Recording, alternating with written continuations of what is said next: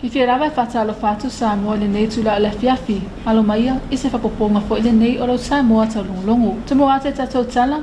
Savala aulia fapitoa le minister mtanga luenga pisinisia la manuia maleipa. Ise tasio fatala noanga taua ile fonotanga le atu Asia man Pasifika.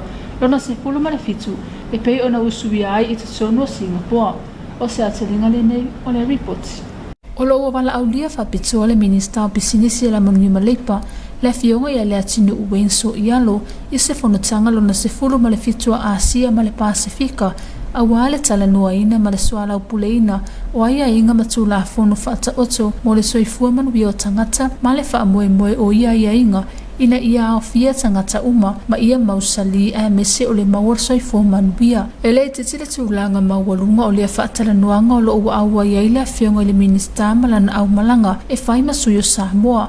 Awale tasi leo faatala nuanga o loo toe laudi liu ma toe sila tasoa iai tūlanga tala whenga i tūla fono ma le soifua manuia o tamau ainga ai mesele tūla fono mo le manuia o tangata whainga ruenga ele ngata ia tunu ta itasi e faapea fo i le vasa Pasifika ma le atu Asia o le wha moe au tu o le faatala nuanga ina ia mawhaio na au sia la fo o fata oto ma ia o fia ili atina ino le tamau ainga o tunu ta itasi ma ia feso o ta ima la fo o fata oto mo le lua a fitou fulu o la fia ai o le fionga ia la tinu i le vaenga o le fatara nuanga o manino ai le tāua o le sootanga o le malo ma whalapaspatonga tūma oti a wale atina ina o se atunu ina ia whai loa fo il tāua o ala fua al Pasifika lan muana e pei ona fata oto ma ua tala fia unga mo le vasa Pasifika o le fatala nuanga fo ile nei na whai loa i le minista ila na saunuanga i le asona nafi i le tau mawhainga le malo o Samoa ina ia fausia le sootanga ma le mamalo tangata lauteli a watu ulanga tau ati nae ina ia o fia tangata uma o le au malanga lo awai i le wha moe i Singapore o lo taita ia le fionga le minister matanga ruenga pisinisia la manuia maleipa le tō whale atinu uwenso ialo o le ofisa sila matanga ruenga le fionga puloto Lyndon Julie nisio sui le matanga ruenga whaatasiai ma le fionga ia le malu horpe wa ai tabtari kitiona mo lau Samoa taulungunu. O le aso nafi na amataina i se tasio awa onga mo le tolu aso le vaenga o nafa mai tūtau tamau ainga al Pasifika e sanga wha mautu ai so tanga wawala lata po le Pesa Plus i whairu e veso soani le i laulangoina o i tūta fi whaatau wa inga man tamau ainga o tangata whaatau o loa Samoa mo atunu i whafu maana pa anga uma o loo tali maloa i neile matanga bengo whaatu anga mawhainga whaiwa o se atalenga le nei o le report.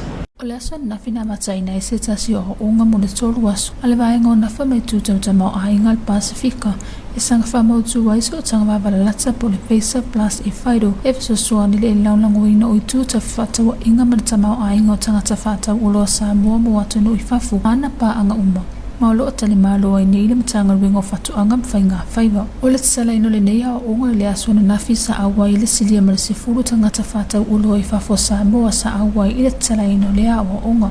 O le nei a onga e tolu a solo o whatau tai ai le matanga ruenga o whatu anga mwhainga whaiwa. O le Pesa Plus o se whianga inga whaitulangi tau whatau inga. Ma tupe whawhainga ruenga i o ngā tusa manu lau tita wati nae. O le malienga o manuina e langulango ina ia tunu o le Pasifika. E whalau iloa ina ni poro ke te whao Sofia i leo langa lue mo le tamau ainga sa ili e ala ile avea mapa anga mahalosi a manui ai fi whaatawa inga whaatulangi a lalangi e se furu atunu oro awai i lea malianga i le taimine i au fiai au Setalia atu kuki Kiribati, New Zealand, Niue, Samoa atu Solomona, Tonga, Tuvalu, Vanuatu. O le minista o whatu anga mwhainga whaiva Samoa fionga la aulen malia toa le watea po lata i wau Foster Smiths sa tala ina loa ia le nei mawhatanga whale hoonga. Masa ie whamawhaina le tāua o ngā luenga whaatino i la tau olo o whaatawina atu olo i whafo Samoa mo leuna ia wa manoa. I le whaonga ino i tūtau whaakte konolosi i se tūlanga saunga le mua malu puia. I se pepa whamatalanga tu ina mai sa ta uai sanuanga le fionga le minista o whatu anga. O le nei por kalame o le feisa e tāua tele mo le whalawiloa ina wa manoa. E fie whalele ia atili i le wau i tūlangi i tūtau whaatawa inga mawhasosoani tele le tamau ainga maua. O nei mawhatanga whaleawa onga. O le awhausia ia ngā waa Samoa. I le avea ai o le pāti o le Pesa Plus i tuina atu le whasosoani tau pūlinga o swinga e mano mia mo taitai o le malo. Mala manuia ina ia ngā waa i le whaongaina o le e-file system na whawhetaya le whionga le minista o whatu anga mwhainga whaiva le peisa mo le lango ma le whasosua tele mai i a Samoa ma le Pasifika i nei tūtāua ina ia mawhai o na ngā lulu e whātasi uma mo se lumana i manuia ma le atina eina o le tamau ainga maua i atunu uta itasi tapsare kitiona mo le Samoa Taulogologo. Mai nisi o tātou tala, o le aso le asa amataina ai nisi o mawhtanga whale o onga, a le asosio ki wikiti whapamalo Samoa mo aso e lua, i se la whainga paanga ma le Society Koluse Mumu, i le tamo whailea e una iawa no tutu Samoa tamaitai, o se wainga lene i le report. O le aso sa amataina ai nisi o mawhtanga whale o onga, a le asosio ki wikiti whapamalo Samoa mo aso e lua, i se la whainga paanga ma le Society Koluse Mumu, i le tamo whailea una iawa no tutu Samoa tamaitai, o le nei mawhtanga whale o onga e lua ni asolo whatau tai ai, amataina i le aso ma le aso atahe au. O le whamoe mawalunga ina ia tūmati e le whama i te le asosi, e tamo whai e una ia tamaitai so tātou matunu i so o seanga waa ua la tau maua. Pei ona sila fia fo inisi o whamoe le asosi, sa whatau taia i le te leo nuu mana la whangata itasi, a me se mawhtanga tina i le polokalami o le healthy nanas. O le tamo whai le e baba ai i ngā luenga ma whai ona whausia ma whaatino ina tina ma tamaitai, e una ia ai malumana i manuia o te tono a hainga, a me se o le tamo whai le tau fia ma whai titia sa wanga whaasanga i tina ma whanau. O le polokalami o le healthy nanas so se tasi o manu lauti o lo tama whaile asosi, e una ia ai le lei o ngā luenga ngā whatau li mai ne tina ma whanau, ina ia hatina e ina i manui o ainga, e luas fulfitu te maita e sa aua i lea o onga ma lea li etu atasi, o le whina watu le asosi mana paanga, i le ngata ina te lea so la tau sao ina ia panua visoso ani atuai, a whapea fo i le matau wina, o le te leo lea o ngā la tau polokalami o lo whaatino ina itua i so se a fiu anga, a wale te mau ainga mau o ainga o lo whawawina pia le polokalami le manu i whale ana matanga bengo tina matamaitai a tina e wafiu anga manga fisotai u polu whapia manmotu tele savai i le manu lau tila maitasi o le tamo whailea e fisosoani i le tuititi o le sawai no tina ma whanau i te tono ainga a ia maua ainga le whialufani ma le whenga lue ai a wale a tina e no ainga no uma e kalesia tau tele kitiona malau Samoa Taulogologo. O le awhaisi na tātou malolonga pupu o na tōtaliu mai lea o na ngana wha Britania. Gonna have some short commercial break. We'll be back.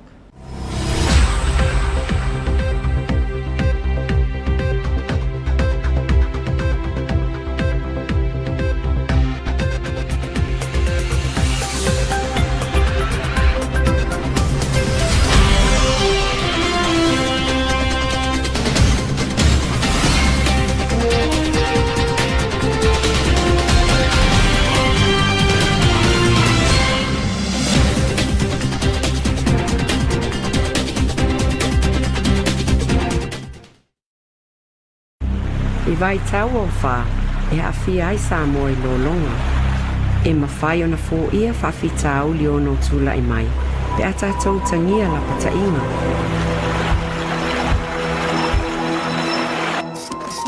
Whātāua mwhaatino la patainga. This is a special weather bulletin number 2. Whao ngātanga o neone, e poloka ai le vai mai le tawhe atu i tono lo whale. A fia lo maota po o lau pisinisi i lolonga, ta pē vave le mika e le tise, ma se i ese waia mai palaka. Ta pē mika o le vai ma whaungkesi. Ta pēna mea tō tino ta aua i ni whata maua le lunga. A whaia le malu pui pui alo no foanga, anga i vave lo i no foanga maulu lunga msaunga le mō. Awa i te tau mawhaia so po ia au wala o lolo vaia, ma pui pui le whanau mai autu ma la vai, ona ia afia ai le soifua maloloina ma leola. Ave le mōlo sa i awala sa lolo vaia, ona ia afia ai fale ma maota o isi tangata. A pēlau ta avali se awala o lolo vaia, alu e se vave loa maanga i atu i se nofuanga mawalunga, ma saunga le mō. O lolonga e maua umai o taota mai fale le ta ua, po o vaila au ona, fa au ngā vaila au tala whea ngai, e fa mama ai lo maota ma vaenga uma sa lolo vaia. Ia mauti noa o mango msaunga le mule whaungkesi a o le itoe whaunga aina. Ia mauti noa o mango msaunga le mu palaka ma wa el tise a o le itoe whaunga aina.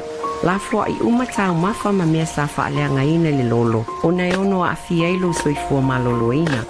O lolonga e matua palapala ma whaaleanga inai vai tau mafa, whaapuna vai inu. Mo le saunga le muolo ainga, ta pena, sauni, manofo sila fia, pui pui ma whaatino lapata inga.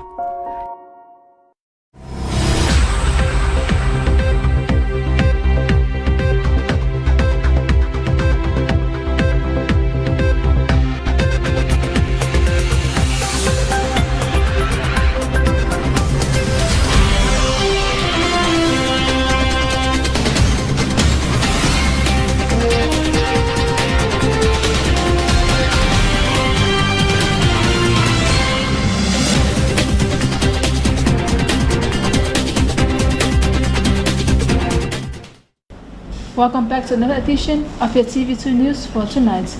Leading our bulletin, the Minister of Commerce, Industry and Labour, Honorable Uwenso Iyalo, was invited to be a part of the high-level panel at the 17th Asia-Pacific Regional Meeting in Singapore.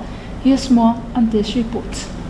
As the 17th Asia-Pacific Regional Meeting, the Minister of Commerce, Industry and Labour, Honorable Uwenso Iyalo, was invited to be part of a high-level panel discussing an integrated policy agenda for human-centered recovery that is inclusive, sustainable and resilient. The high-level session reflected on the necessary economic and employment policies, both at the national and regional levels, needed to promote a human-centered recovery and foster inclusive economic growth and development that can help address long-standing structural inequalities and ensure progress towards the 230 agenda. As a member of the S-Team panel, Honorable Leatinu emphasized the importance of strong partnership between governments and the private sector and effective tripartite dialogue. Furthermore, he highlighted the importance of the Blue Pacific platform to consider the Pacific needs and position of the Pacific Islands to magnify their voices, both at the regional and international level. Furthermore, he outlined Samoa's commitments to community engagements and community-focused economic development to ensure inclusive and sustainable development. Samoa delegation is headed by the Honorable Minister and includes Chief Executive Officer MCO Afionga Pulutu Lindan Juling,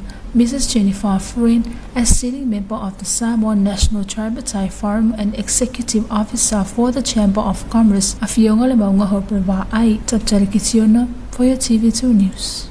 The Ministry of Agriculture and Fisheries yesterday officially opened their 3-day workshop of the Pacific Agreements on Closer Economic Relations, or FASA Plus EFKS, and was attended by more than 10 Samoan exporters. Here's more on this report. The Ministry of Agriculture and Fisheries yesterday officially opened their 3-day workshop of the Pacific Agreements on Closer Economic Relations, or FASA Plus EFKS, and was attended by more than 10 Samoan exporters. This 3-day workshop is hosted by the Ministry of Agriculture and Fisheries, funded by the Pacific Agreements on Closer Economic Relations Plus Implementation Unit. FASA Plus is a regional development center, trade and investments agreements aligned with the Sustainable Development Goals. The agreement is designed to support Pacific Island countries to stimulate economic growth by becoming more active partners in and benefits from regional and global trade. 10 countries are currently parties to the agreements, including Australia, Cook Islands, Kiribati, New Zealand, Niue, Samoa, Solomon Islands, Tonga, Tuvalu and Vanuatu. Honorable Minister of Agriculture and Fisheries Honorable Haulin Malituale Watea Polataiva Forces Smith officially opened the workshop, stressing the importance of the activities to Samoa exporters as it fosters opportunities in using technology to exchange by phytosanitary certificates through a safe and secure platform. In a press release, he stated that the EFKS promotes opportunities to improve bilateral trade in the regional and other parts of the world. It will advance trade efficiency by reducing costs associated with bilateral negotiations and reduce fraudulent certificates. The EFKS system will improve trade, thereby improving incomes, creating more empowerment opportunities, and thereby enhancing economic development. The International Plants Protection Convention EFKS solution is a tool that transitions paper phytosanitary certificates information into a digital phytosanitary certificates, or the EFKS. This electronic exchange between countries make trade safer, faster, and cheaper. This workshop will build the capacity of Samoa as a party to FASA Plus providing the change management assistance necessary for government officials and industry to become proficient in using the e-FIDO system. The Honorable Laudin Maliatua acknowledged the FISA and appreciated their help and support. Also the importance of working together because it paves the way to a promising future for trade between Samoa and other countries. Taulogologo for your TV2 News. In other news, today the Samoa Cricket Association, in partnership with the Red Cross Society, conducted 2 days of training with the objective to empower women through this educational program.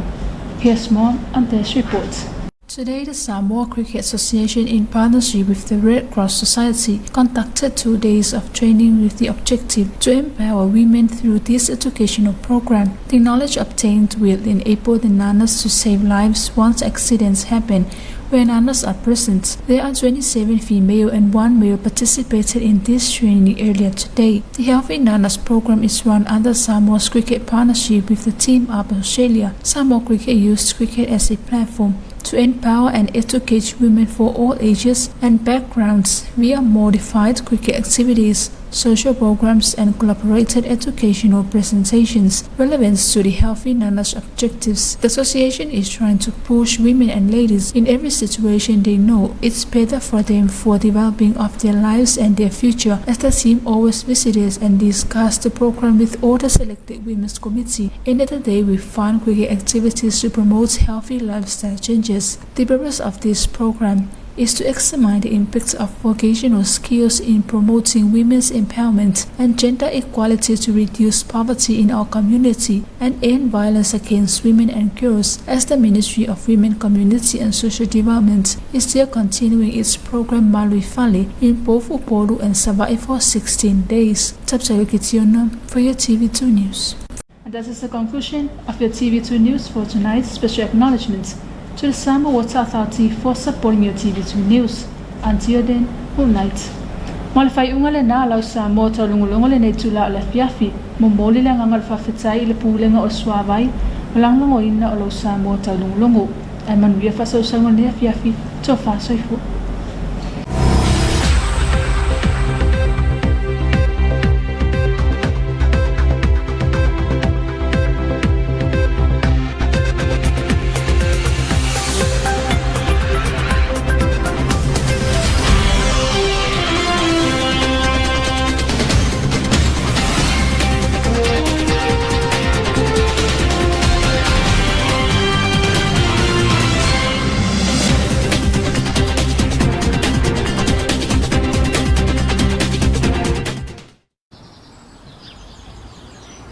Tama, e ei se mea whale tonu laupili.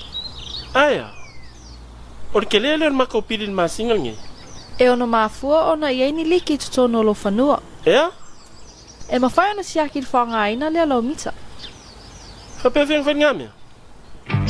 Tape umangutu paipa.